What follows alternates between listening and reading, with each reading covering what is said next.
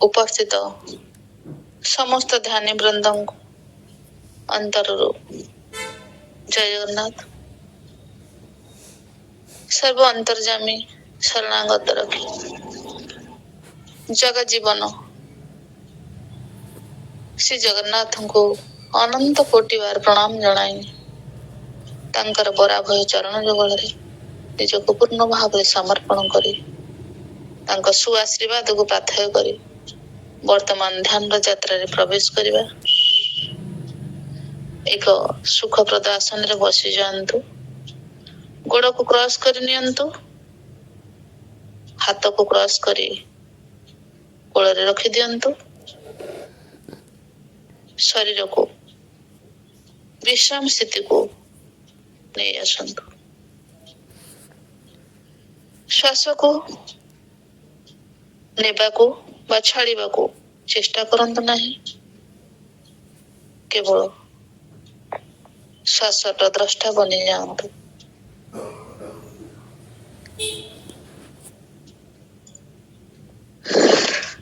वर्तमान ध्यान कले मनीष समाधान बाट पाई परिबो सुख शांति आनंद आउ निरोग रही परिबो मानसिक शारीरिक आध्यात्मिक सब प्रकार सुस्थता मध्य पाई परिबो। मन रे दिन को 60,000 विचार बा ताठू अधिक विचार आसी थाए एही विचार पछरे न दौड़ी निजर श्वास पछरे धाई चलंतु श्वास ऊपर नजर रखिले मन आपे आपे स्थिर होई जिवो आ मन शांत होई गले शरीर प्रत्येक अंग शांत होई जिवो आ शरीर शांत होई गले ब्रह्मरंध्र देई ब्रह्मांडीय ऊर्जा शरीर मध्य प्रवेश करी तो आसंतु से श्वास रूपी भगवान को सहित एकाकार होई ए मधुर संगीतर ताले ताले ध्यान गभीरता को प्रवेश करिबो आ ब्रह्मांडीय ऊर्जा को ग्रहण करिबो।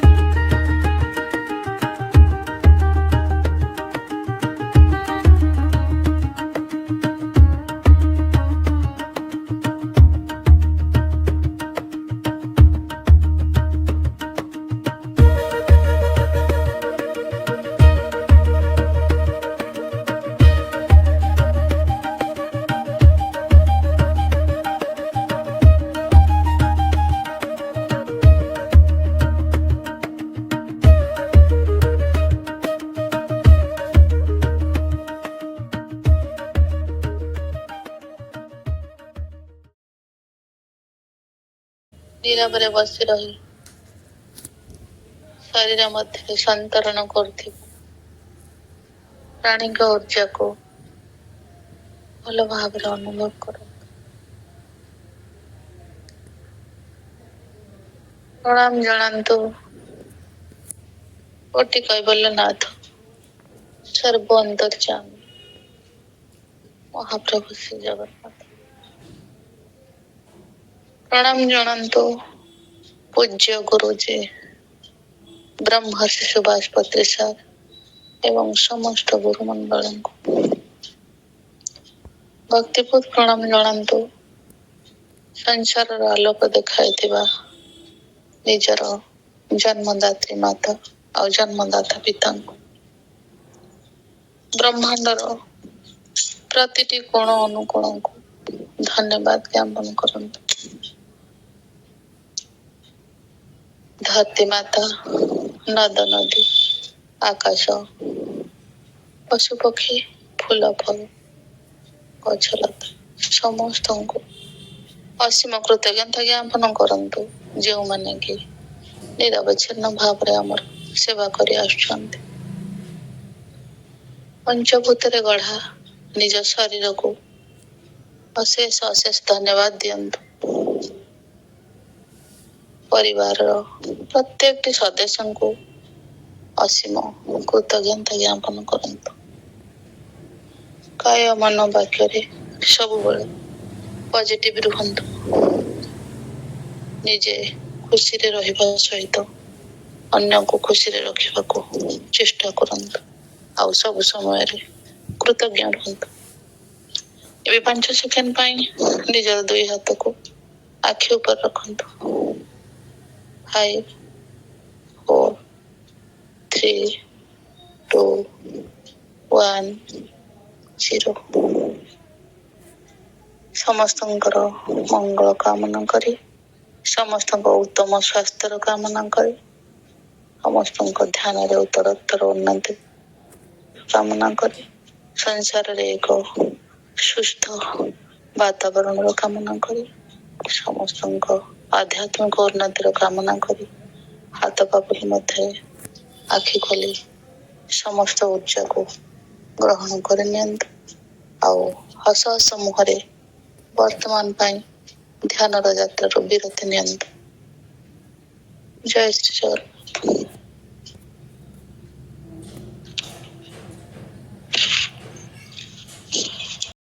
ଏପର୍ଯ୍ୟନ୍ତ ସୀତାୟନରେ ସୀତା ବିବାହ ସରିଛି, ସେ ପର୍ଯ୍ୟନ୍ତ ପଢିଛୁ। ଆଜି ସମୟ ଚକ୍ରର ରହସ୍ୟ କଥା ମୁଁ ଅଳ୍ପ ପଢିଥିଲି, ସେଟା ଆଉ ଥରେ ପଢିକି ଆରମ୍ଭ କରିଦଉଛି। ସମୟ ଚକ୍ରର ରହସ୍ୟକୁ ରାଜା ଜନକ ବେଶ ଭଲ ଭାବେ ବୁଝିପାରିଥିଲେ। ତେଣୁ ସେହି ଅନୁସାରେ ଆସୁଥିବା ଯୁଗର ଆବଶ୍ୟକତା ତଥା ନୈତିକ ଅଧପତନକୁ ବି ସେ ଠଉରେଇ ନେଇଥିଲେ। ବେଦ ଉପନିଷଦ ଅନୁସାରେ ସତ୍ୟ, ଦ୍ୱାପର, ତ୍ରେତା ଓ କଳି ଯୁଗ 4 ଯୁଗର କଥା କହେ। ଆମର ଇତିହାସ ଓ ବିଜ୍ଞାନ ପ୍ରମାଣିତ କରିଦେଇଛି ଯେ 1100 BC ପୂର୍ବରୁ ମାନବ ସମାଜ ସୃଷ୍ଟି ହୋଇଥିଲା। ପ୍ରଥମେ ପୃଥିବୀ ବରଫ ଖଣ୍ଡରେ ଆଚ୍ଛାଦିତ ଥିଲା। ଧୀରେ ଧୀରେ ବରଫ ତରଳି ସେଥିରେ ଜୀବନର ସୃଷ୍ଟି ହେଲା। ପ୍ରସ୍ତର ଯୁଗ ଆଦିମାନବ ଯୁଗର ଜୀବନଶୈଳୀ ବିଷୟରେ ଶିକ୍ଷା ପୁସ୍ତକରେ ଉଲ୍ଲିଖିତ ହୋଇଛି। ତାପରେ ଆମେ ପ୍ରଗତି ଆଡ଼କୁ ଅଗ୍ରସର ହୋଇ ବର୍ତ୍ତମାନ ଅତ୍ୟାଧୁନିକ ଯୁଗର ସର୍ବୋଚ୍ଚ ଶିଖରରେ ଅଛେ। ଇତିହାସରୁ ଜଣାଯାଏ ସମୟ ଏକ ସମାନ୍ତର ଭାବେ ଆଗକୁ ବଢି ଚାଲିଛି। ଯଦି ଇତିହାସକୁ ପ୍ରଶ୍ନ କରାଯାଏ ତା ପୂର୍ବରୁ କ'ଣ ଥିଲା, ତେବେ ଏହାର ଉତ୍ତର ବେଦ ଉପନିଷଦ ଦେଇ ଚାଲିଛନ୍ତି।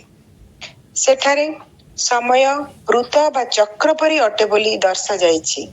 ଯେମିତି ସୂର୍ଯ୍ୟର ଚାରିପଟେ ପୃଥିବୀ ଏକ ଗୋଲାକାର ଅକ୍ଷରେ ଘୂରି ବୁଲୁଛି, ଠିକ୍ ସେମିତି ଭାବରେ ଋତୁଚକ୍ର ଗୋଟେ ପରେ ଗୋଟେ କ୍ରମ ଅନୁସାରେ ଆସୁଛି ଯାଉଛି। ଘଣ୍ଟାର ମିନିଟ କଣ୍ଟା ପରି ସମୟ କେବେ ଊର୍ଦ୍ଧ୍ୱଗାମୀ ତ କେବେ ନିମ୍ନଗାମୀ ପର୍ଯ୍ୟାୟକ୍ରମେ ହୋଇ ଚାଲେ। ଗୋଟିଏ କାଳଚକ୍ରର ସମୟ ସୀମା 24,000 ବର୍ଷ ଅଟେ। ଯୁଗ ଆରମ୍ଭରୁ ସତ୍ୟ ଯୁଗରୁ ଶ୍ଵେତ ଯୁଗ ହୋଇଥିଲା। ସେତେବେଳେ ମହାଜାଗତିକ ସ୍ତରରେ ଓ ଆକାଶଗଙ୍ଗାର ପୁରା କେନ୍ଦ୍ର ପୃଥିବୀରେ ଅବସ୍ଥାନ ଥିଲା, ଯାହାର ପ୍ରଭାବରେ ପୃଥିବୀବାସୀଙ୍କ ମଧ୍ୟରେ ଦିବ୍ୟତା ଚରମ ସୀମାରେ ଥିଲା। ପଶୁପକ୍ଷୀ ଏମିତିକି ବୃକ୍ଷଲତା ମଧ୍ୟ ଭାବର ଆଦାନ ପ୍ରଦାନ କରିପାରୁଥିଲେ। ତାପରେ ତ୍ରେତା ଯୁଗ 6700 ପର୍ଯ୍ୟନ୍ତ ରହିଲା। ସେତେବେଳେ ପୃଥିବୀ ଆକାଶଗଙ୍ଗାର କେନ୍ଦ୍ରରୁ ଆଉ ଟିକେ ଦୂରକୁ ବଢିଲା। ଫଳରେ ଆଧ୍ୟାତ୍ମିକ ଠାରୁ ପ୍ରକୃତି ଦୂରକୁ ତଥା ନିମ୍ନକୁ ଯିବା ଆରମ୍ଭ କଲା। ତାପରେ ଦ୍ୱାପର 3100ରୁ 700 ବିସିରେ ମନୁଷ୍ୟ ଅନ୍ତର୍ମୁଖୀ ହୋଇ ସବୁକିଛି ନିଜ ଅକ୍ତିଆରକୁ ଆଣିବାକୁ ଚେଷ୍ଟା କରିବାକୁ ଲାଗିଲା। ଏବେ ଯେବେ ପୃଥିବୀ କଳିଯୁଗରେ ରହିବ, ସେ ଆକାଶଗଙ୍ଗାର ସବୁଠୁ ଦୂରରେ ଅବସ୍ଥାନ କରିବ। ପୃଥିବୀ ପାଇଁ ତାହା ଏକ ଅନ୍ଧକାର ଯୁଗ ବୋଲି ସାବ୍ୟସ୍ତ ହେବ। ଆଧୁନିକତା ନାମରେ ମାନବିକତା ନିଜସ୍ୱ ଦିବ୍ୟ ଶକ୍ତିକୁ ଭୁଲିଯିବ। ତାପରେ ପୁଣି ଥରେ ଦ୍ୱାପର ଯୁଗକୁ ପ୍ରବେଶ କରିବ ଓ ପୁଣି ଥରେ ପୃଥିବୀ କାଳଚକ୍ରର ଊର୍ଦ୍ଧ୍ୱଗାମୀ ହେବ ଏବଂ ସବୁକିଛି ଧୀରେ ଧୀରେ ପୁନଃ ସ୍ଥାପିତ ହେବ। କାଳଚକ୍ରକୁ ବୁଝିଥିବା ଜନକ ସୀତାଙ୍କୁ ଯେପରି ଭାବରେ ଲାଳନ ପାଳନ କରିଥିଲେ ଓ ସୀତାଙ୍କୁ ମିଥିଳାର ଶାସିକା ନ କରି ବିଶ୍ୱ କଲ୍ୟାଣ ପାଇଁ ଶ୍ରୀରାମଙ୍କ ହାତରେ ସମର୍ପି ଦେଇଥିଲେ, ସୀତାଙ୍କୁ ସେ ସମସ୍ତ ଜ୍ଞାନରେ ପରିପୂର୍ଣ୍ଣ କରାଇଥିଲେ। ବିଦାୟ ସମୟରେ ଶ୍ରୀରାମଙ୍କୁ ପାଖରେ ବସାଇ ରାଜତନ୍ତ୍ର, ଗଣତନ୍ତ୍ର, ମିଥିଳାର ନୈତିକତା, ବାଣିଜ୍ୟ ବିଦ୍ୟା, ବାହ୍ୟଶକ୍ତି, ଅନ୍ତଃଶକ୍ତି, ବ୍ୟବସାୟ ବିଷୟରେ ଶିକ୍ଷା ଦେଇଥିଲେ। ଅଯୋଧ୍ୟା ଯେତେବେଳେ କେବଳ ବାହ୍ୟଶକ୍ତି ଓ ସେନାଶକ୍ତିରେ ଦୃଢ଼ ଥିଲା, କିନ୍ତୁ ଆଭ୍ୟନ୍ତରୀଣ ଶକ୍ତି ବିଷୟରେ ସଚେତନ ନଥିଲା, ରାଜା ଜନକ ସବୁକୁ କିପରି ଏକ ସାଥିରେ ନେଇ ସୁନ୍ଦର ଭାବରେ ରାଜ୍ୟ ପାଳନ କରିହେବ ସେ ବିଷୟରେ ଉପଦେଶ ଦେଉଥିଲେ। ଶ୍ରୀରାମ ମଧ୍ୟ ଏସବୁକୁ ଆଗ୍ରହର ସହ ଗ୍ରହଣ କରୁଥିଲେ ଓ କୃଷିକ୍ଷେତ୍ରକୁ ଯାଇ ନୂତନ କୃଷି ପଦ୍ଧତିକୁ ନିଜେ ବୁଝୁଥିଲେ ଏବଂ ସୀତା ମଧ୍ୟ ଧରିତ୍ରୀ ମାତାଙ୍କ ଜୀବନଦାୟୀ ଶକ୍ତି ବିଷୟରେ ବ୍ୟାଖ୍ୟା କରୁଥିଲେ। ବର୍ଷ ବର୍ଷ ଧରି ଅଯୋଧ୍ୟାରେ ରହି ମହର୍ଷି ବଶିଷ୍ଠ ଓ ବିଶ୍ୱାମିତ୍ରଙ୍କ ଠାରୁ ବେଦ ବିଦ୍ୟା ଓ ଋଣ ବିଦ୍ୟାରେ ପାରଙ୍ଗମ ହୋଇଥିଲେ। ମାତ୍ର ରାଜ୍ୟ ଶାସନ ପ୍ରଣାଳୀ ବିଷୟରେ କିଛି ବି ଜ୍ଞାନ ନଥିଲା। ତେଣୁ ରାଜା ଜନକଙ୍କ ଦ୍ୱାରା ତାଙ୍କର ଶିକ୍ଷା ସମ୍ପୂର୍ଣ୍ଣ ହୋଇଥିବାରୁ ଶ୍ରୀରାମ ତାଙ୍କୁ ଧନ୍ୟବାଦ ଓ କୃତଜ୍ଞତା ଜଣାନ୍ତି। ରାଜା ଜନକ ଜାଣିଥିଲେ ସୀତାଙ୍କର ଅପାର ଜ୍ଞାନ ପାଣ୍ଡିତ୍ୟକୁ ଶ୍ରୀରାମ ସମ୍ମାନ ଦେବେ। ସୀତାଙ୍କ ପଶୁ ପକ୍ଷୀ ତଥା ବୃକ୍ଷଲତା ପାଇଁ ଅହେତୁକ ପ୍ରେମକୁ ମଧ୍ୟ ଗ୍ରହଣ କରି ତାଙ୍କର ମାନ ରଖିବେ। ରାଜ ପରିବାରର ଅନେକ ଆଭ୍ୟନ୍ତର କଥା ଯେବେ ବି କେହି ସେବକଙ୍କ କାନରେ ପଡ଼େ ଓ ସେମାନେ ତା ବିଷୟରେ ଆଲୋଚନା କରନ୍ତି, ସେମିତି ଏକ ଆଲୋଚନା ସେଦିନ ସୋମା ଅତି ଦୁଃଖରେ କରୁଥିଲେ। ସେଦିନ ଭୋଜନ ଅଧାରୁ ରାଜା ଜନକ କହିବା ଆରମ୍ଭ କରୁଥିଲେ କି ବିଦେହର ପ୍ରତ୍ୟେକ ପ୍ରଜାର ଦୁଃଖ ସେ ଠିକ୍ ଜାଣିଛନ୍ତି। ରାଜ୍ୟ ଯେତେ ବଡ଼ ହେଲେ ମଧ୍ୟ ଜଣେ ରାଜା ଚାହିଁଲେ ପ୍ରତ୍ୟେକ ପ୍ରଜାର ଠିକ୍ ଯତ୍ନ ଦେବାଧିଦେବ ମହାଦେବଙ୍କ ପରି ନେଇପାରିବେ। ରାଜାଙ୍କ ଶରଣରେ ଥିବା ପ୍ରତ୍ୟେକ ପ୍ରଜାର ଦାୟିତ୍ୱ ରାଜାର ଅଟେ। ସେ ଯେବେ ବି ପ୍ରଜାଙ୍କ ସୁଖ ଦୁଃଖ ବୁଝିବାକୁ ଯାଆନ୍ତି, ସାଥିରେ ରାଜକୁମାରୀ ସୀତାଙ୍କୁ ନେଇକି ଯାଆନ୍ତି। ରାଜକୁମାରୀ ସୀତା ଅନ୍ୟର ହୃଦୟର ଦୁଃଖ ପଢ଼ିବାରେ ସିଦ୍ଧହସ୍ତା। ପ୍ରତ୍ୟେକ ପରିବାରର ଆବଶ୍ୟକତା ସେ ଜାଣିଛନ୍ତି, କିନ୍ତୁ ବର୍ତ୍ତମାନ ରାଜାମାନେ ଆତ୍ମକୈନ୍ଦ୍ରିକ ଓ ନିଜର ସ୍ୱାର୍ଥ ପ୍ରତି ଅଧିକ ପ୍ରାଧାନ୍ୟ ଦେଉଛନ୍ତି। ତେଣୁ ଆର୍ଯ୍ୟଭୂମିର ଅବସ୍ଥା ମଧ୍ୟ ଗମ୍ଭୀର ହେବାକୁ ବସିଲାଣି। ତେଣୁ ବର୍ତ୍ତମାନ ଗଣତନ୍ତ୍ର ଲୋକତନ୍ତ୍ରର ଆବଶ୍ୟକତା ଅଛି। ଏହା ଶୁଣି ଶ୍ରୀରାମ କହିଲେ, ଏହା କ'ଣ ସମ୍ଭବ? ଗ୍ରାମ ପରିଷଦ କ'ଣ ଉଚିତ ଶାସନ କରିପାରିବ, ଯଦିଓ ସେମାନେ ନିଜ ମନକୁ ଶାସନ କରିବାରେ ଅସମର୍ଥ? ହଁ, ମନକୁ ଶାସନ କରିବା ମୁନି ଋଷିଙ୍କର କାର୍ଯ୍ୟ। ଯଦି ସେମାନଙ୍କର ମତାମତକୁ ନେଇ ତାଙ୍କ ଅନୁକ୍ଷଣରେ ଏହା କରାଯାଏ, ଏହା ନିଶ୍ଚିତ ଭାବେ ସଫଳ ହୋଇପାରିବ। କିନ୍ତୁ ଏହି ମହତ୍ ଉଦ୍ଦେଶ୍ୟରେ ମଞ୍ଜି ଆମମାନଙ୍କୁ ହିଁ ବିପନ୍ନ କରିବାକୁ ପଡ଼ିବ। ଏହାର ଫଳ ଆମକୁ ନ ମିଳିପାରେ, କିନ୍ତୁ ଭବିଷ୍ୟତ ସମାଜ ପାଇଁ ଏହା ନିଶ୍ଚୟ ଫଳଦାୟୀ ହେବ। ଏଥିରେ ଅନେକ ପ୍ରତିରୋଧ ବି ଅଛି। ପ୍ରଜାମାନେ ଗ୍ରାମ ପରିଷଦ ପାଇଁ ଇଚ୍ଛୁକ ନୁହନ୍ତି, କାରଣ କାହାକୁ ଶାସନ କରିବା ପାଇଁ ତାଙ୍କୁ ଭଲ ଲାଗେ ନାହିଁ। ସେମାନେ ଅନୁସରଣ ପ୍ରିୟ, ନେତୃତ୍ୱ ନେବା ସେମାନେ ଶିଖି ନାହାନ୍ତି। ମୋର ଦାୟିତ୍ୱ ସରିବାକୁ ବସିଲାଣି, କିନ୍ତୁ ଆପଣଙ୍କର ଆରମ୍ଭ ହେବାକୁ ଯାଉଛି। ମିଥିଳା ଏକ କ୍ଷୁଦ୍ର ରାଷ୍ଟ୍ର ଅଟେ, କିନ୍ତୁ ସେଥିରେ ମଧ୍ୟ ଆମେ ଗ୍ରାମ ପରିଷଦ, ଗଣତନ୍ତ୍ର ଇତ୍ୟାଦିର ବୀଜ ବୁଣି ସାରିଛୁ। ଅଯୋଧ୍ୟା ଏକ ବିଶାଳ ରାଷ୍ଟ୍ର ଅଟେ ଏବଂ ଏହା ଆଗକୁ ସମ୍ପୂର୍ଣ୍ଣ ଆର୍ଯ୍ୟଭୂମିକୁ ବିସ୍ତାର କରିବ। ତେଣୁ ଏହାର ଉତ୍ତରଦାୟିତ୍ୱକୁ ଶ୍ରୀରାମ ଓ ସୀତା ନେବେ। ସେଥିପାଇଁ ମିଥିଳାରେ ଜନ୍ମ ନେଇଛନ୍ତି ଓ ଶ୍ରୀରାମଙ୍କୁ ସେ ପତି ଭାବେ ପ୍ରାପ୍ତ କରିଛନ୍ତି। ରାଜା ଜନକ କହିଲେ। ଏହା ଶୁଣିଲା ପରେ ସୀତା, ରାମ ଦୁହେଁ ଗମ୍ଭୀର ହୋଇଗଲେ। ସୋମାଙ୍କଠୁ ଏସବୁ ଶୁଣି ସମସ୍ତେ ସେଦିନ ଆଉ କିଛି ମନ୍ତବ୍ୟ ଦେଲେ ନାହିଁ। କେମିତି ଏକ ନୀରବତା ଛାଇ ଯାଇଥିଲା। ଜନକଙ୍କ ଅଲିଅଳି ରାଜକୁମାରୀଙ୍କର ବିଦାୟ ବେଳ ଆସି ଯାଇଥିଲା। ମୀନାକ୍ଷୀଙ୍କର ଉଦାସୀ ଆଖିକୁ ସୋମା ଖୁବ୍ ଭଲ ଭାବେ ବୁଝି ପାରୁଥିଲେ। ଠିକ୍ ଏତିକି ବେଳେ ମାତା ସୀତା, ସୋମା, ଉଷା, ଉହାନା, ରୋହନା ଓ ମୀନାକ୍ଷୀଙ୍କୁ ଶେଷ ଥର ପାଇଁ ଜଙ୍ଗଲକୁ ବିଦାୟ ଦେବାକୁ ଡାକନ୍ତି। ଏହି କ୍ଷଣଟି କୁମାରୀ ଜୀବନର ଶେଷ କ୍ଷଣ ପରି ସମସ୍ତେ ଶେଷ ମିଳନର କୋହକୁ ହୃଦୟ ଭିତରେ ବାନ୍ଧି ରଖିବାକୁ ଚେଷ୍ଟା କରୁଥାନ୍ତି। କେବଳ ସୋମା ହିଁ ସ୍ଥିର, ନିଶ୍ଚଳ ଥାନ୍ତି। ସୀତା ଜଙ୍ଗଲ ଭିତରେ ନିଜର ପ୍ରତ୍ୟେକ ପ୍ରିୟ ସ୍ଥାନକୁ ଯାଆନ୍ତି। ସେମାନଙ୍କୁ କୋଳାଗ୍ରତ କରି ଗେହ୍ଲା କରନ୍ତି ଓ ବିଦାୟ ଦିଅନ୍ତି। ଗଛ, ଲତା ଏମିତିକି ଘାସ ଗୁଡ଼ିକୁ ମଧ୍ୟ ନିଜ ପାପୁଲିରେ ଆଉଁସି ଦେଉଥାନ୍ତି। ସେ ଭିତରେ କିଛି ବନ୍ୟଜନ୍ତୁଙ୍କୁ ମଧ୍ୟ ସେମିତି ନିଜର ଶେଷ ଆଶୀର୍ବାଦ ଭରା ବାତ୍ସଲ୍ୟରେ ଭରି ଦେଉଥାନ୍ତି। ମୁଁ ଏ ଜଙ୍ଗଲର ସମସ୍ତ ବୃକ୍ଷଲତା ଓ ଜୀବଜନ୍ତୁଙ୍କୁ କେବେ ବି ଭୁଲି ପାରିବିନି, କିନ୍ତୁ ମୋତେ ଅନେକ ଜଙ୍ଗଲ ବୁଲିବାର ଅଛି। ମୋତେ ଅନେକ ପଶୁପକ୍ଷୀ ଅପେକ୍ଷା କରି ବସିଛନ୍ତି, ସୀତା ସେମାନଙ୍କୁ କହନ୍ତି। ସମସ୍ତେ ଶବ୍ଦହୀନ ପଥର ପରି ଗମ୍ଭୀର ଥାନ୍ତି। ସୀତା ଏବେ ସମସ୍ତଙ୍କୁ ଗୋଟାଏ ସ୍ଥାନରେ ଏକତ୍ରିତ କରି ବସାଇଲେ ଓ କହିଲେ, ମୁଁ ତୁମମାନଙ୍କୁ ନେଇକି ଯିବି, କାରଣ ମୁଁ ମୋ ସାଥିରେ ମିଥିଳାର କିଛି ଅଂଶ ନେଇକି ଯିବାକୁ ଚାହେଁ।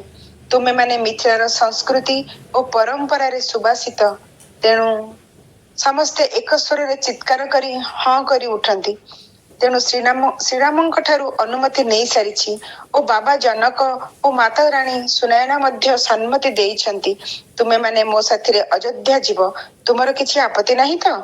ମୋର ତୁମମାନଙ୍କ ଅନୁମତି ନେବା ଦରକାର। ଅଯୋଧ୍ୟା ମିଥିଳା ଠାରୁ ପୁରା ଅଲଗା। ତୁମେ ସବୁ ରାଜି ତ? ମୀନାକ୍ଷୀଙ୍କ ଆଖିରୁ ଲୁହ ଧାର ଧାର ହୋଇ ବୋହିବାକୁ ଲାଗିଲା। ସୋମା ତୁରନ୍ତ କହିଲେ, ମାତା ଯେଉଁଠି ମୁଁ ସେଇଠି। ଉଷା ଓ ଉହାନା ଦୁହେଁ ପ୍ରିୟ ବାନ୍ଧବୀ ଥିଲେ, ତେଣୁ ସେମାନେ ମଧ୍ୟ ଅତି ଆନନ୍ଦରେ ହଁ ଭରିଲେ। କିନ୍ତୁ ମୀନାକ୍ଷୀ ଭୋ ଭୋ ହୋଇ କାନ୍ଦି କାନ୍ଦି କହିବାକୁ ଲାଗିଲେ, ମୁଁ କେବେ ବି ଭାବିନଥିଲି ମୋ ପରି ଏକ ବୟସ୍କ ପରିଚାରିକାକୁ ଆପଣ ସାଥିରେ ନେବାର ସୌଭାଗ୍ୟ ଦେବେ। ମୁଁ ତ ସେଇ କଥା ଭାବି କାନ୍ଦୁଥିଲି ଯେ ମୁଁ ଆପଣଙ୍କ ବିନା ବଞ୍ଚିବି କେମିତି। ନା ତୁମେ ବୟସ୍କା ଅଟ, ନା ତୁମେ ଅଭାଗୀ ଅଟ। ତୁମେ ମିଥିଳାର ସବୁଠୁ ଅଧିକ ଜାଣିଛ। ମାତା ସୁନୟନାଙ୍କୁ ଦୀର୍ଘ ଦିନ ଧରି ଉଚିତ ସେବା କରିଆସିଛ। ତୁମେ ଏ ମାଟିକୁ ଆତ୍ମାକୁ ଧାରଣ କରିଛ। ହାତରେ ଆଉଁସି ଦେଇ କହିଲେ ସୀତା। ତାପରେ ଉହାନାଙ୍କୁ ମଧ୍ୟ ସମାନ ପ୍ରଶ୍ନ କଲେ, କିନ୍ତୁ ଉହାନା ଓ ଉଷା ଦୁହେଁ ତାଙ୍କ ସହ ଯିବା ଏକ ବଡ଼ ସୌଭାଗ୍ୟରୁ କମ୍ ନୁହଁ ବୋଲି କହନ୍ତି। ମହଲରେ ପହଞ୍ଚିଲା ପରେ ସୀତା ମୀନାକ୍ଷୀଙ୍କୁ କିରଣକୁ ଭେଟି ବିଦାୟ ଦେବାକୁ ନିର୍ଦ୍ଦେଶ ଦେଲେ, କିନ୍ତୁ କାର୍ଯ୍ୟବ୍ୟସ୍ତ ଭିତରେ ମୀନାକ୍ଷୀଙ୍କୁ ଭେଟିବା କଥା ଭୁଲି ଯାଇଥିଲେ। ଏତିକିରେ ରଖିଦେବି। ଏଇଟା